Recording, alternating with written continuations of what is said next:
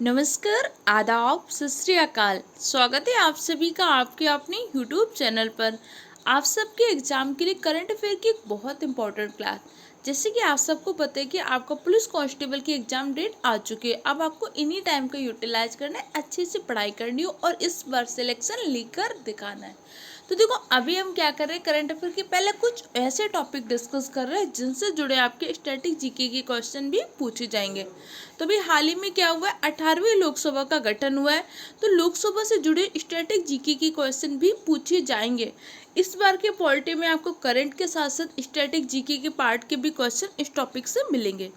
तो आज की क्लास में हम करंट तो डिस्कस करेंगे ही की करंट के साथ साथ इससे जुड़े जितने भी स्टैटिक जीके हैं उन सारे पॉइंट को डिस्कस करेंगे कि भाई पहली लोकसभा का गठन कब हुआ था, 17वीं लोकसभा का गठन कब हुआ था, 18वीं लोकसभा का गठन क्यों हुआ था, हमारे यहाँ पे मंत्री कितने बन सकते हैं, कौन कौन मंत्री बना हुआ है, कैबिनेट मंत्री कितने बनाए गए, कैबिनेट शब्द को हमने किस संविधान संशोधन द्वारा जोड़ा था। ऐसे सारे इंपॉर्टेंट चीज़ों को आज की क्लास में वीडियो में देखेंगे। ओके, वीडियो को पूरा देखिएगा। चैनल में पहली बार आए तो चैनल को सब्सक्राइब करिएगा, बेल आइकन को प्रेस करिएगा। चलिए अपनी क्लास को स्टार्ट करते हैं। अभी हाल ही में आपको पता है कि 18वीं लोकसभा का चुनाव है। 18वीं लोकसभा का चुनाव आपके 7 चरणों में और 44 दिन में संपन्न हुआ है। 18वीं लोकसभा का चुनाव जो है 19 अप्रैल से लेकर 1 जून तक आपका चुनाव हुआ था। इसी के बाद आपको 4 जून को रिजल्ट आता है, जिसके माध्यम से क्या होता है, 18वीं लोकसभा का गठन हो जाता है। 18वीं लोकसभा के लिए क्या होता है कि आपके मुख्य रूप से 2 गठबंधन थे। एक गठबंधन था आपका एनडीए गठबंधन, दूसरा गठबंधन था आपका इंडिया गठबंधन। तो 18वीं लोकसभा में सरकार किसने बनाई है, 18वीं लोकसभा में एनडीए गठबंधन के द्वारा सरकार बनाई गई है।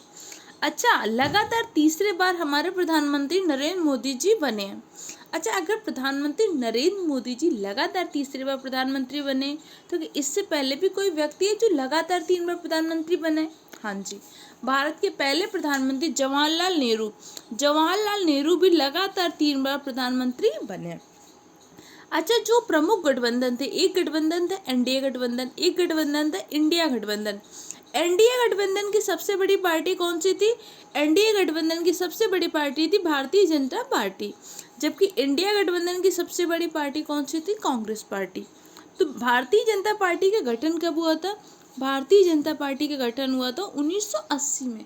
1980 में क्या हुआ था, जब जनता दल की पार्टी से अलग होकर भारतीय जनता पार्टी ने अपना अलग गठबंधन बनाया था।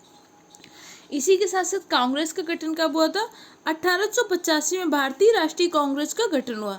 जब भारतीय राष्ट्रीय कांग्रेस का गठन हुआ था तो उसका नाम रखा गया था भारतीय राष्ट्रीय संघ। बाद में दादा भाई नौरोजी ने इसका नाम बदल कर दिया भारतीय राष्ट्रीय कांग्रेस। क्लियर हो क्या? अब देखो, भारत में चुनाव कराता कौन है? देखो, भारत में अगर आपको लोकसभा का चुनाव कराना है, विधानसभा का चुनाव कराना है, आपको राष्ट्रपति का चुनाव कराना है, आपको उपराष्ट्रपति का चुनाव कराना है, आपको राज्यपाल का चुनाव कराना है, आपको राज्यसभा का चुनाव कराना है, ये सारे चुनाव कौन कराता है? हमारा निर्वाचन आयोग। तो निर्वाचन आयोग कैसी संस्था है? देखो, निर्वाचन आयोग हमारी एक संवैधानिक संस्था है। देखो, मुख्य रूप से 2 प्रकार की संस्थाएं होती हैं, एक संवैधानिक संस्था एक होती है, एक वैधानिक संस्था, जिसका उल्लेख हमारे संविधान के किसी अनुच्छेद में किया गया है। तो कैसी संस्था होगी? वो आपकी संवैधानिक संस्था होगी, जिसका गठन हमने किसी एक्ट के द्वारा, जैसे आरबीआई का गठन 1934 के एक्ट के द्वारा, सेबी का गठन 1988 के एक्ट के द्वारा, जिसका भी गठन आप किसी एक्ट के द्वारा करेंगे वो आपकी वैधानिक संस्था, जिसका उल्लेख हमारे संविधान के किसी अनुच्छेद में वो आपकी संवैधानिक संस्था। तो अनुच्छेद 324 में क्या है? निर्वाचन आयोग का उल्लेख किया गया है। अब देखो, निर्वाचन आयोग की पहली बार स्थापना कब हुई थी? 25 जनवरी 1950 को निर्वाचन आयोग की स्थापना हुई थी। 25 जनवरी को इसीलिए हम क्या मनाते हैं? राष्ट्रीय मतदाता दिवस के रूप में। निर्वाचन आयोग के पहले अध्यक्ष कौन थे? निर्वाचन आयोग के पहले अध्यक्ष थे सुकुमार सेन। निर्वाचन आयोग की पहली महिला अध्यक्ष थी रमा देवी। वर्तमान मुख्य निर्वाचन आयुक्त कौन है? वर्तमान में मुख्य निर्वाचन आयुक्त है राजीव कुमार। इस टॉपिक से आपको बहुत सारे क्वेश्चन देखने को मिलेंगे। तो निर्वाचन आयोग का कारण तो पूछ ही सकते हैं। आप पूछ सकते हैं कि भैया पहली बार निर्वाचन आयोग का गठन कब हुआ था, निर्वाचन आयोग के पहले हेड कौन थे। ऐसे क्वेश्चन आपके एग्जाम में पूछे जा सकते हैं। अभी हाल ही में कौन सी लोकसभा का गठन हुआ है? 18वीं लोकसभा का।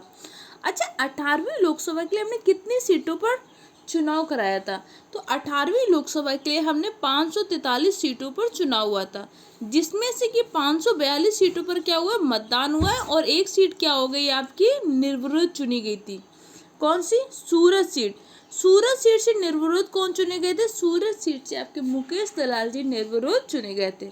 तो 18वीं लोकसभा के लिए हमने 543 सीटों पर क्या हुआ था, निर्वाचन हुआ था, जिसमें से 542 सीटों पर मतदान हुआ था, जबकि सूरत सीट से मुकेश दलाल जी निर्विरोध रूप से चुनाव जीत गए थे। क्लियर हो गया? इतनी चीजें समझ में आई कि नहीं आई?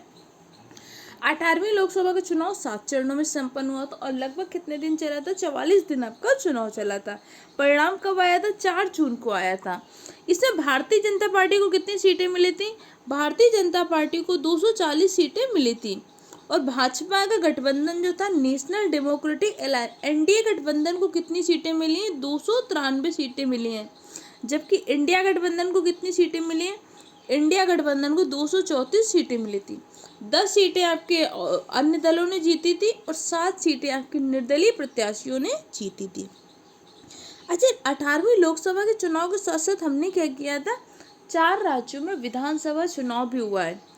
उड़ीसा, आंध्र प्रदेश, सिक्किम, अरुणाचल प्रदेश, ये चारों राज्य भी आपके एग्जाम के लिए इम्पोर्टेंट है। इस बार के एग्जाम के लिए आंध्र प्रदेश और बिहार भी बहुत ज़्यादा इम्पोर्टेंट है, क्योंकि आंध्र प्रदेश और बिहार बहुत ज़्यादा चर्चा में रहा। तो पहली बात ये तो समझ में आई कि भैया लोकसभा का चुनाव कौन सी लोकसभा के लिए हुआ था? 18वीं लोकसभा के लिए चुनाव हुआ था। वर्तमान में हमारे यहाँ पे कौन सी चल रही? 18वीं लोकसभा। तो इससे पहले कौन सी चल रही थी? 17वीं लोकसभा चल रही थी। ये समझ में आया? 18वीं लोकसभा का चुनाव 7 चरणों में हुआ, लगभग 44 दिन में हुआ। 18वीं लोकसभा का पहला चरण कब हुआ था? 19 अप्रैल को हुआ था। अंतिम चरण 1 जून को हुआ था। 18वीं लोकसभा का परिणाम कब आता है? 4 जून को आता है। 18वीं लोकसभा के 2 प्रमुख गठबंधन थे, एक था आपका एनडीए गठबंधन, एक था आपका इंडिया गठबंधन। एनडीए गठबंधन को कितनी सीटें मिली? 293 सीटें इंडिया गठबंधन को मिली, और इंडिया गठबंधन ने 18वीं लोकसभा में अपनी सरकार का गठन किया। तो इंडिया गठबंधन को कितनी सीटें मिली थी? 234 सीटें मिली थी। इतने में कोई दिक्कत तो नहीं हुई?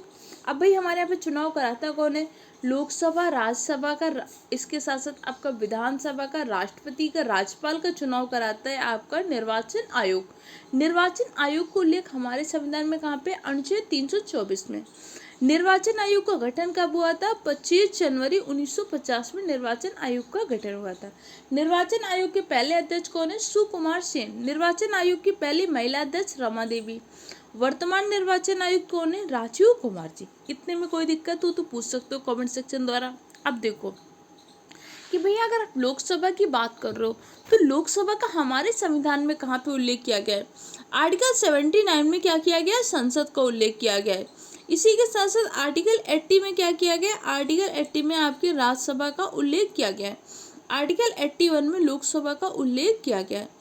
अगर आपको लोकसभा का या विधानसभा का सदस्य बनना है तो आपकी न्यूनतम आयु कितनी होनी चाहिए? 25 वर्ष। अगर आपको राज्यसभा या विधान परिषद का सदस्य बनना है तो न्यूनतम आयु कितनी होनी चाहिए? राज्यसभा और विधानसभा का सदस्य बनने की न्यूनतम आयु कितनी होनी चाहिए? तो राज्यसभा और विधानसभा का सदस्य बनने की न्यूनतम आयु होनी चाहिए आपकी 30 वर्ष। राष्ट्रपति, उपराष्ट्रपति और इसके साथ साथ आपका राष्ट्रपति, उपराष्ट्रपति और राज्यपाल बनने की न्यूनतम आयु कितनी होनी चाहिए? 35 वर्ष होनी चाहिए। क्लियर? तो ये न्यूनतम आयु से क्वेश्चन पूछता है। अगर आपको स्थानीय निकाय का चुनाव अर्थात पंचायत और नगर पालिका का चुनाव लड़ना है तो उसके लिए न्यूनतम आयु कितनी होनी चाहिए? पंचायत और नगर पालिका का चुनाव लड़ने के लिए न्यूनतम आयु होनी चाहिए आपकी 21 वर्ष। तो भारत में मतदाता बनने के लिए न्यूनतम आयु कितनी है? मतदाता बनने की न्यूनतम आयु 18 वर्ष। अच्छा, मतदाता बनने की न्यूनतम आयु पहले 21 वर्ष थी। बाद में हमने 61वां संविधान संशोधन 1989 द्वारा मतदाता की आयु को 21 वर्ष से कम करके कितना कर दिया? 18 वर्ष। जब हमने 61वां संविधान संशोधन किया था तो उस टाइम पे प्रधानमंत्री कौन थे? राजीव गांधी जी प्रधानमंत्री थे। अच्छा, कांग्रेस पार्टी को कितनी सीटें मिली थी? कांग्रेस पार्टी को 99 सीटें मिली थी। अब इसी के साथ क्वेश्चन पूछ सकते हैं कि भैया लोकसभा, पहली लोकसभा का गठन कब हुआ था? देखो हमारा भारत 1947 में स्वतंत्र हो जाता है। पहली बार हमारी पहली लोकसभा की पहली बैठक हुई थी 13 मई 1952 को। तो पहली लोकसभा का गठन कब होता है? 1951-52 में पहली लोकसभा का गठन होता है। वर्तमान में कौन सी लोकसभा चल रही? 18वीं लोकसभा। तो 17वीं लोकसभा के अध्यक्ष कौन थे? 17वीं लोकसभा के अध्यक्ष थे आपके ओम बिरला जी। 18वीं लोकसभा के अध्यक्ष कौन थे? 18वीं लोकसभा के भी अध्यक्ष पुनः ओम बिरला जी बनाए गए। अब 18वीं लोकसभा के अध्यक्ष भी क्या है? पुनः ओम बिरला जी बनाए गए। तो पहली लोकसभा के अध्यक्ष कौन थे? पहली लोकसभा के अध्यक्ष थे आपके गणेश वासुदेव मावलकर। ये आपके क्या थे? पहली लोकसभा के अध्यक्ष थे। अच्छा, पहली महिला जो लोकसभा के अध्यक्ष बनी कौन है? मीरा कुमार। मीरा कुमार जी पहली महिला है जो लोकसभा के अध्यक्ष बनी है। इसी के साथ साथ क्या हुआ था? इस बार पहली बार लोकसभा अध्यक्ष के लिए चुनाव, इससे पहले भी हुआ है लेकिन इस बार भी क्या हुआ है? लोकसभा अध्यक्ष के लिए चुनाव हुआ था। अब लोकसभा अध्यक्ष जब तक चुना नहीं जाता तब तक के लिए हमने क्या किया था? प्रोटेम स्पीकर बनाया था। तो इस बार हमने प्रोटेम स्पीकर किसको बनाया था? भर्तृहरि मेहताब। भर्तृहरि मेहताब जी को क्या बनाया था? राष्ट्रपति जी ने प्रोटेम स्पीकर बनाया था। और इस बार चुनाव किसके किसके मत हुआ? तो ओम बिरला और के सुरेशन के बीच चुनाव कैसे हुआ था? ध्वनि मत से, जिसमें से ओम बिरला को ज्यादा मत मिले थे और ओम बिरला पुनः लोकसभा के अध्यक्ष बन गए। लगातार दूसरी बार लोकसभा अध्यक्ष बनने का रिकॉर्ड किसके पास है? ओम बिरला जी के पास। ओम बिरला जी लगातार दूसरी बार लोकसभा के अध्यक्ष बने। इतनी चीजें समझ में आई कि नहीं आई? कोई दिक्कत तो नहीं इतनी चीजें समझने में? तो चलो कुछ इंपॉर्टेंट चीजों को जल्दी जल्दी देख लेते हैं। सबसे पहली चीज है लोकसभा चुनाव का कौन सा क्रम था? 18वां लोकसभा चुनाव हुआ। चुनाव कितने चरण में हुए? 7 चरण और 44 दिन में हुए। इस बार की टैगलाइन क्या थी? चुनाव का पर्व देश का पर्व। ये टैगलाइन जारी किसने की थी? निर्वाचन आयोग। निर्वाचन आयोग की स्थापना कब हुई थी? 25 जनवरी 1950 को। इसीलिए 25 जनवरी को कौन सा दिवस मनाते हैं? राष्ट्रीय मतदाता दिवस। 25 जनवरी को हम राष्ट्रीय मतदाता दिवस मनाते हैं, ध्यान रहेगा। निर्वाचन आयोग को उल्लेख संविधान में कहाँ पे? अनुच्छेद 324 में निर्वाचन आयोग का उल्लेख किया गया है। चुनाव आयोग का युवा आइकन किसको बनाया गया था? आयुष्मान खुराना को।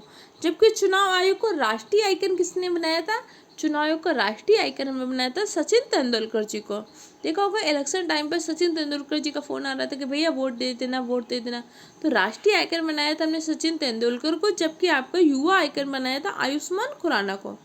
इसी के साथ साथ चुनाव आयोग को दिव्यांग आइकन किसको बनाया था? चुनाव आयोग को दिव्यांग आइकन बनाया था हमने शीतल देवी को। वर्तमान में लोकसभा में कितनी सीटें हैं? तो वर्तमान में हमारी लोकसभा में 545 सीटें हैं। जबकि हमने चुनाव कितने सीटों के लिए कराया था? चुनाव हमने कराया था 543 सीटों को, जिसमें से 524 सीटें तो क्या हो गई? राज्यों को मिली थी। इसी के साथ साथ 19 सीटें क्या हुई थी? आपको केंद्र शासित प्रदेश को मिली थी। अच्छा, किसी भी पार्टी को अगर पूर्ण बहुमत चाहिए तो पूर्ण बहुमत के लिए उसके पास कितने की सरकार होनी चाहिए? पूर्ण बहुमत के लिए उसके पास 272 सीटें होनी चाहिए। इस बार किसी भी पार्टी को पूर्ण बहुमत का स्थिति नहीं मिली। तो इस बार किसकी सरकार बनी? इस बार गठबंधन की सरकार बनी है। कौन से गठबंधन की सरकार बनी है? तो आपके एनडीए गठबंधन की सरकार बनी है। एनडीए गठबंधन की सबसे बड़ी पार्टी कौन सी थी? एनडीए गठबंधन की सबसे बड़ी पार्टी थी भारतीय जनता पार्टी। इस बार रजिस्टर्ड मतदाता कितने थे? 96.8 करोड़ रजिस्टर्ड मतदाता थे, जिसमें पुरुष थे आपके 49 करोड़ कुछ समथिंग और महिलाएं थी 47.1 करोड़। चुनाव में भाग कितने लिया है? 64 करोड़ मतदाताओं ने चुनाव में भाग लिया है, जबकि टोटल मतदाता कितने थे? 96 करोड़ मतदाता थे। चुनाव में कितनी महिलाओं ने भाग लिया है? 31 करोड़ महिलाओं ने भाग लिया है। भारत का लिंगानुपात कितना है? भारत का मतदाता लिंगानुपात है 948। ये वाला लिंगानुपात नहीं, मतदाता की 1000 पुरुष मतदाता में कितनी महिला मतदाता? तो भारत का मतदाता लिंगानुपात है 948। हमारे यहाँ पे 18वीं लोकसभा में कितने प्रतिशत चुनाव हुआ था? तो 18वीं लोकसभा में 65% मतदान हुआ है। चुनाव आयोग ने कुछ ऐप जारी किए हैं, जैसे एक आपका सी विजिल ऐप, एक KYC ऐप, एक VHA ऐप। ये सारे ऐप किसने जारी किए हैं? चुनाव आयोग ने जारी किए थे। इनसे क्वेश्चन आपसे पूछ सकता है। इसी के साथ साथ कुछ महत्वपूर्ण सीटें वहां से कौन जीता है आपके एग्जाम में अक्सर पूछी जाएंगी, और उत्तर प्रदेश की तो आपको बिल्कुल रटी होनी चाहिए। जैसे वाराणसी से स्वयं हमारे प्रधानमंत्री नरेंद्र मोदी जी ने चुनाव लड़ा था। वाराणसी से कौन जीत कर आए? नरेंद्र मोदी जी। गांधीनगर से कौन है? अमित शाह। अमित शाह जो हमारे भारत के क्या है? गृह मंत्री भी, इसके साथ साथ सहकारिता मंत्री भी। इन्होंने कौन से लड़ा था? गांधीनगर की सीट से चुनाव लड़ा था। लखनऊ से राजनाथ सिंह ने चुनाव लड़ा है, और ये हमारे भारत के क्या है? रक्षा मंत्री हैं। अमेठी से किशोरीलाल शर्मा ने चुनाव लड़ाए। अमेठी से किशोरीलाल शर्मा ने किसको हराया है? अमेठी से किशोरीलाल शर्मा जी ने किसको हरा दिया है? स्मृति ईरानी जी को हराया।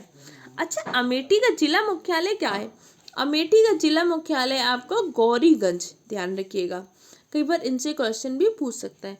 रायबरेली से चुनाव किसने लड़ा था? राहुल गांधी जी ने। इसी के साथ साथ राहुल गांधी जी ने क्या किया था? वायनाड, केरल के वायनाड सीट से भी चुनाव लड़ा था।